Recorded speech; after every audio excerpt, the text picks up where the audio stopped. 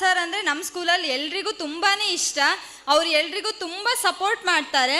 ನನಗಂತೂ 8th ಅಷ್ಟೇ ತುಂಬ ಚೂಟಿ ಅಂತ ಹೇಳಿ ಎಲ್ಲ ವಿಷಯದಲ್ಲೂ ಸಪೋರ್ಟ್ ಮಾಡ್ತಾರೆ. ತುಂಬ ಖುಷಿಯಾಗುತ್ತೆ. ನಾವು ದಿನ ಅವ್ರ ಹತ್ರ ಹೋಗಿ ಚಾಕ್ಲೇಟ್ ಕೇಳೋದು, ಅವ್ರ ಜೊತೆ ಕೀಟ್ಲೆ ಮಾಡೋದು, ಅವ್ರು ನಮಗೆ ಚಾಕ್ಲೇಟ್ ಕೊಡೋದು ಎಲ್ಲ ತುಂಬ ಸಪೋರ್ಟ್ ಮಾಡ್ತಾರೆ ಸರು. ಓದೋ ಮಕ್ಕಳಿಗೂ ಸಪೋರ್ಟ್ ಮಾಡ್ತಾರೆ, ಓದದೇ ಇರೋ ಮಕ್ಕಳಿಗೂ ನಿಮಗಲ್ಲಿ ಆಗುತ್ತೆ ಓದಿ ಅಂತೆಲ್ಲ ಹೇಳಿ ಸಪೋರ್ಟ್ ಮಾಡ್ತಾರೆ. ಅದಕ್ಕೆ ಉದಾಹರಣೆ ನಮ್ಮ ಸ್ಕೂಲಲ್ಲಿ ನಿಖಿತಾ ಅಂತ. ಅವಳು ಓದ್ತಾನೇ ಇರಲಿಲ್ಲ, ಆದರೆ ಪ್ರಿಪ್ರೇಟ್ರಿಲಿ ಸರ್ ಸಪೋರ್ಟಿಂದ 100ಕ್ಕೆ 53 ಅಂಕ ಪಡಿತಾಳೆ. ಅಂಥ ಸಪೋರ್ಟ್ ಸರ್ರಿಂದನೇ ಸಿಗೋಕ್ಕೆ ಚಾನ್ಸ್ ಇರೋದು.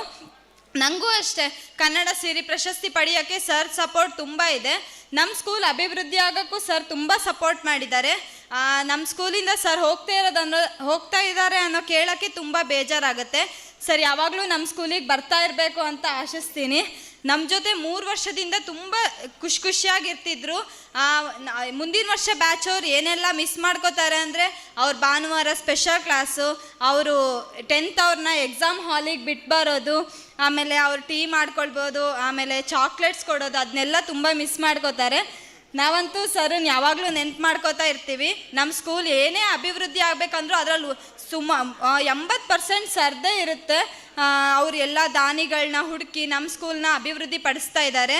ಸರ್ ಥರ ಇನ್ನೂ ಸುಮಾರು ಜನ ಸರ್ಸು ಎಲ್ಲ ಸ್ಕೂಲಿಗೂ ಬಂದರೆ ಗೌರ್ಮೆಂಟ್ ಸ್ಕೂಲ್ ಇನ್ನೂ ಅಭಿವೃದ್ಧಿ ಆಗುತ್ತೆ ಅನ್ಕೊತೀನಿ. ಇಷ್ಟು ಮಾತಾಡೋಕ್ಕೆ ಅವಕಾಶ ಕೊಟ್ಟಿದ್ದಕ್ಕೆ ಧನ್ಯವಾದಗಳು.